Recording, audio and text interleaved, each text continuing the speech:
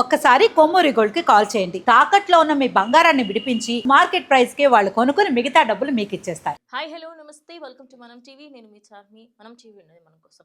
ప్రస్తుతం Maharashtra deputy CM Ajit Pawar అయితే చనిపోవడం జరిగింది. ముంబై నుంచి ఇటు ఆయన నియోజకవర్గానికి సంబంధించి వెళ్తున్న ఫ్లైట్లో ఒక యాక్సిడెంట్ అయ్యి ఆ ఫ్లైట్ క్రాష్ ల్యాండింగ్ అయ్యి ఆయన చనిపోవడం జరిగింది. ఇక దీనికి సంబంధించి ఆల్రెడీ అటు ప్రధానమంత్రి మోదీ అదేవిధంగా అమిత్ షా ఇక్కడి మహారాష్ట్ర సీఎంకి కూడా ఫోన్ చేసినట్టుగా తెలుస్తోంది. మహారాష్ట్ర సీఎంకి కాల్ చేసి మరి ఏమైంది ఏంటి, ఫర్దర్గా ఆయనకి ఎప్పుడు స్టార్ట్ అయ్యారు ఏంటి, మరి ఇలా ఎందుకు జరిగింది, అంటే ఫ్లైట్లో ఏదైనా ప్రాబ్లం ఉండేనా, చార్టెడ్ ఫ్లైట్ ముందేమైనా ప్రాబ్లమ్స్తో ఉండేనా అని చెప్పి ప్రతి ఒక్కటి మరి ఫ్యామిలీకి సంబంధించి అంతా కూడా ప్రజెంట్ వాళ్ళందరికీ కూడా సంతాపం వ్యక్తం చేయడం జరిగింది. మరి ప్రజెంట్ వాళ్ళిద్దరూ మాట్లాడిన వీడియోస్కి సంబంధించి ఫోన్స్ చేశారన్నట్టుగా మాత్రమే బయటకు వస్తుంది. కానీ అసలు సినారియోలో ఎక్కడ ఏం జరిగింది అనే దానికి సంబంధించి కొన్ని పిక్చర్స్, కొన్ని విజువల్స్ రావడం జరిగింది. ఒక్కసారి అవి తీసుకునే ప్రయత్నం చేద్దాం.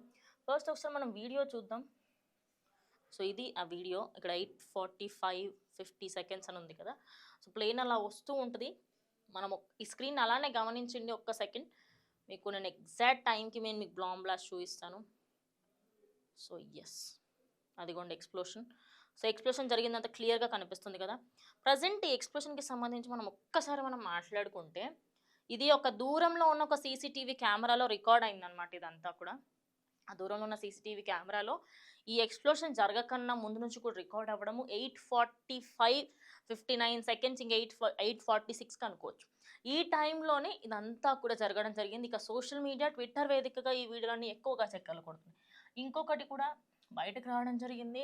ఇది ఒక స్క్రీన్ షాట్ బయటకు వచ్చింది. ఆ స్క్రీన్ షాట్ ఏంటి అనేది కూడా నేను ఎక్స్ప్లెయిన్ చేస్తాను మీకు. ఆ ఏరియాకి సంబంధించి ఎలా ఉండింది ఏంటి, అక్కడ సిచ్యువేషన్ ఎలా ఉండింది, అసలు ఆ ఫ్లైట్ ఎందుకు అంత సైడ్కి వెళ్ళిపోయింది ఏంటి అనే దానికి సంబంధించి కూడా ఒక రావడం జరిగింది. సో ఇది దానికి సంబంధించిన స్క్రీన్ షాట్. నేను మీకు ఒక్కసారి క్లియర్గా ఎక్స్ప్లెయిన్ చేసే ప్రయత్నం చేస్తాను. సో ఇది రన్వే అనమాట. ఇది చాలా చిన్నది. బారామతికి సంబంధించి చాలా చిన్న రన్వే ఇది. గట్టిగా మాట్లాడితే హెలికాప్టర్లు, చార్టర్డ్ ఫ్లైట్ తప్ప నార్మల్గా ఎయిర్ బస్కి సంబంధించినవి కూడా ఏవి కూడా ల్యాండ్ కాలేని పరిస్థితి.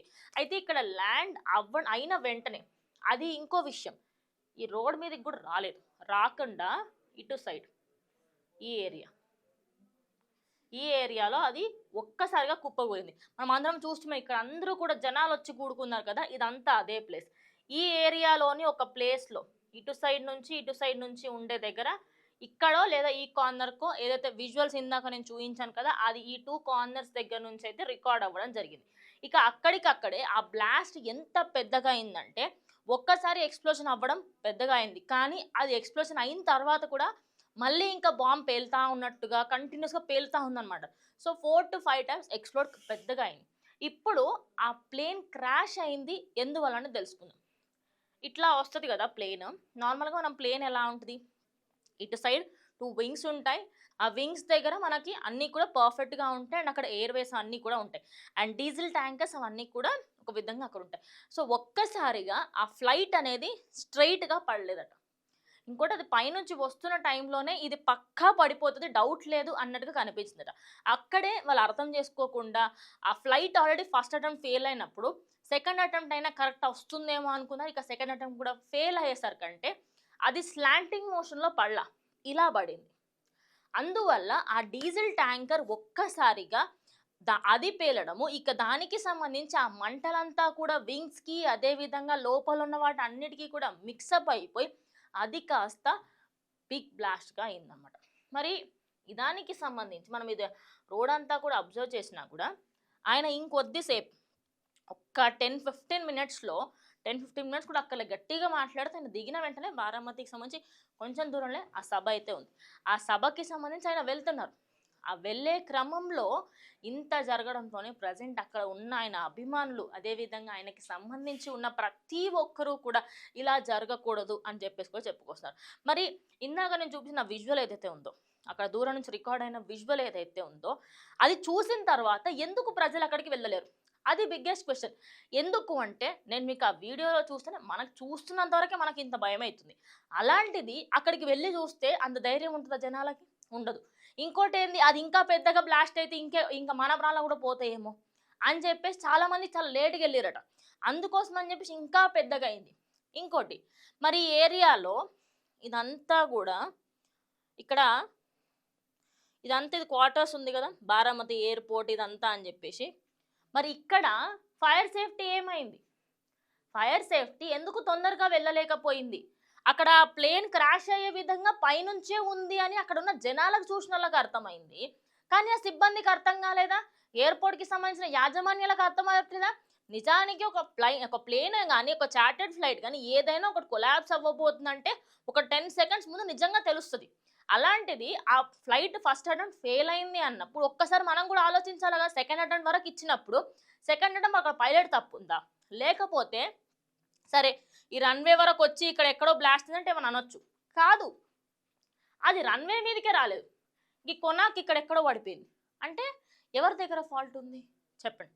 ఇప్పుడు కింద కమాండ్స్ ఉంటారు, మీరు ఈ టైంకి ల్యాండ్ చేయండి, ఇక్కడ ల్యాండ్ చేయండి, మీకు పర్మిషన్స్ ఇస్తున్నాము అని చెప్పేసి కమాండ్స్ ఇస్తారు.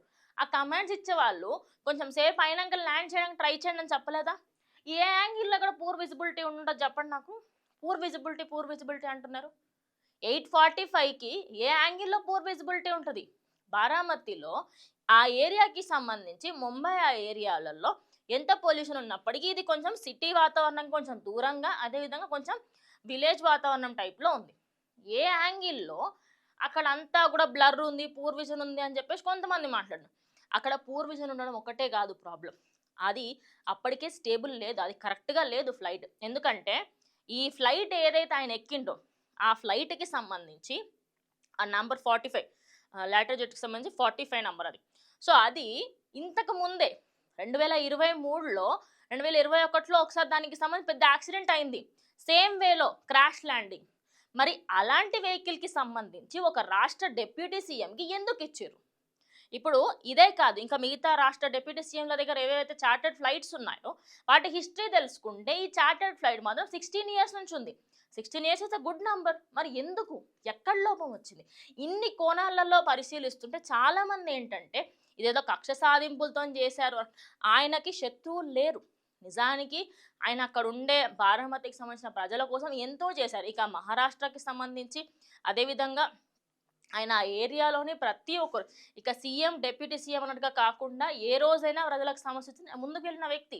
అలాంటి వ్యక్తికి సంబంధించి ఆయనతో పాటు ఉన్న క్రూ, అదేవిధంగా కంప్లీట్గా ఏవేవైతే జరిగాయో అవన్నీ కూడా పైలట్ తప్పిదమే అంటున్నారు. మరి ఆ ఇద్దరు పైలట్స్, ఆ కో పైలట్, అదేవిధంగా ఈ పైలట్ ఎందుకు కరెక్ట్గా చేయలేకపోయారు అంటే సామాన్యమైన వ్యక్తులకి సంబంధించి అదేవిధంగా ఇటు ఒక రాష్ట్ర డిప్యూటీ సీఎంకి ఇదే విధంగా ఉంటే మరి ఎందుకు ట్రైనీ ఫ్లైట్లను ఎందుకు తీసుకుంటున్నారు? ఒక విషయం. ఇంకొకటి, ఈ మధ్యకాలంలో ఎక్స్పీరియన్స్కి సంబంధించి ఉన్న ఎయిర్ ఫోర్స్, ఇండిగో ఇవన్నీ లొల్లి పడ్డాయి కదా, దాని గురించి కూడా మాట్లాడాలి. నిజం చెప్పాలంటే అవి ఎందుకు లొల్లి పడుతున్నాయో తెలుసా?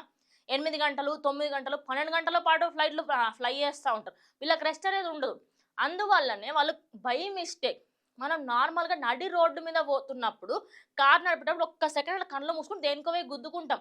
అది ఫ్లైట్ గాల్లోకి డైరెక్ట్ కిందనే, ఇంకో అటు ఇటు చూసుకోవడాలు ఏముండవు, డైరెక్ట్ ఇంకా దేవుడి దగ్గరికి వెల్కమ్ గాడ్ అన్నట్టు ఉంటుంది అది. మరి అలాంటిది ఇంత సిచ్యువేషన్ జరిగినా కూడా ఆ బ్లాక్ బాక్స్కి సంబంధించి ఇంకా మనకి ఎలాంటి డీటెయిల్స్ రాలేవు. బికాస్ నేను ఫస్ట్ వీడియోలో ఇందాక ముందు చెప్పినట్టు ఆ బ్లాక్ బాక్స్ అనేది ఓన్లీ రికార్డింగ్స్ చేస్తుంది, ఓన్లీ వాయిస్ రికార్డింగ్స్ మాత్రమే చేస్తుంది. అయితే ఆ వాయిస్ రికార్డింగ్స్కి సంబంధించి కంప్లీట్గా ఆ వాయిస్ రికార్డింగ్స్లో ఏమేమి ఉన్నాయి అంటే వాళ్ళు మాట్లాడుకున్న విషయాలకు సంబంధించి ఏమేమి ఉన్నాయి ఏంటనేది ఉంటుంది. ఇంకొంతమంది అనొచ్చు ఆ వాయిస్ రికార్డర్ని ఆ పైలట్లు ఆపేసి ఉండొచ్చు కదా అని. ఆపేయడానికి ప్రయత్నం లేదు అనమాట. ఎందుకంటే ఎగ్జాంపుల్ ప్లేన్ ఒకసారి మనం విజువల్ చేసుకోండి. ప్లేన్ ఉన్నప్పుడు ఆ ప్లేన్కి సంబంధించిన కాక్పిట్ ఉంటుంది కదా ముందు, అక్కడ ఎవరికి కనిపించకుండా ఉంటుంది. అది అందరికీ కనిపిస్తే ఇప్పుడు లోపల పైలట్లు మేము మాట్లాడే సీక్రెట్ అని చెప్పి వాళ్ళు దాన్ని ఆఫ్ చేసే ప్రయత్నాలు చేస్తారు. అలాంటివి ఏమీ చెయ్యకుండా ఇవన్నీ కూడా ఉంటాయి. అంటే ఒక ఫ్లైట్కి సంబంధించి బ్యాక్గ్రౌండ్లో ఇన్ని చెక్ చేసుకోవాల్సింది ఏమీ ఎందుకు పట్టించుకోలేదు. ఇక ప్రజెంట్ అటు ప్రధానమంత్రి మోదీ అదేవిధంగా అమిత్ షా కూడా మెసేజ్ చేయడము, కాల్ చేయడం కూడా జరిగింది. కాల్ చేసి అక్కడ మహారాష్ట్ర సీఎంకి కాల్ చేయడం కూడా జరిగిందనమాట.